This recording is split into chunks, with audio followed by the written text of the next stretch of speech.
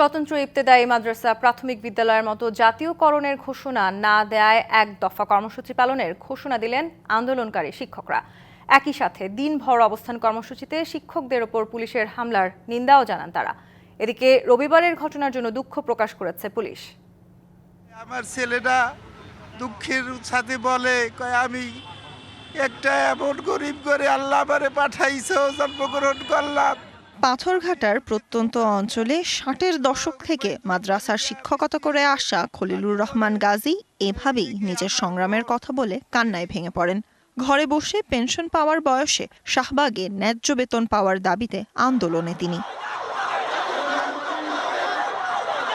চাকরি জাতীয়করণের দাবি জানিয়ে নবম দিনের মতো অবস্থান কর্মসূচি পালন করেন স্বতন্ত্র ইবতেদায়ী মাদ্রাসার শিক্ষকরা। প্ল্যাকার্ড হাতে বিভিন্ন ধরনের স্লোগান দিতে থাকেন। দাবি আদায় না হওয়া পর্যন্ত রাজপথ না ছাড়ার হুঁশিয়ারি তাদের। সামান্য ইনকামে আমাদের বাচ্চা মানুষ করা লাগছে, সংসার চালানো লাগছে। মাদ্রাসা আছে, ছাত্রছাত্রী আছে, শিক্ষক আছে, সরকার আমাদের ইবতেদায়ী নামে বই ছাপা, অথচ আমাদের কোনো বেতন ভাতা নাই। রবিবার নারী ও বয়স্ক শিক্ষকদের ওপর পুলিশের আগ্রাসী আচরণের তীব্র নিন্দা জানিয়ে হামলাকারীদের চিহ্নিত করে শাস্তির দাবিও জানান আন্দোলনকারীরা।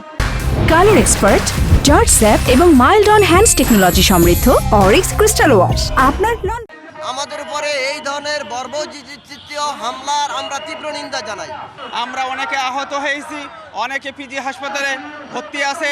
পরে শিক্ষকদের ৬ সদস্যের প্রতিনিধির সাথে আলোচনা শেষে পুলিশের রমনা জোনের ডিসি বলেছেন, রবিবারের ঘটনায় পুলিশ এবং আন্দোলনকারী দুপক্ষেরই বাড়াবাড়ি ছিল। মিসআন্ডারস্ট্যান্ডিং ছিল, তাদের পক্ষ থেকে বাড়াবাড়ি ছিল, আমাদের পক্ষ থেকে হয়তো কিছু বাড়াবাড়ি ছিল। এই বিষয়টা নিয়ে আমি কথা বলা, আমি এটা নিয়ে ওনাদেরকে বলেছি যে এটা যেটাই হয়েছে আমাদের পক্ষ থেকে যদি ভুল ত্রুটি থাকে তো সেটা আপনারা খুব সুন্দর দৃষ্টিতে দেখবেন। বিকেলে এক দফা দাবির ডাক দিয়ে শিক্ষকরা বলেন, চাকরি জাতীয়করণ করার আগ মুহূর্ত পর্যন্ত আন্দোলন চলবে। আমরা কঠিন কর্মসূচি ঘোষণা করব। Sultana Swarna, DBC news, Dhaka.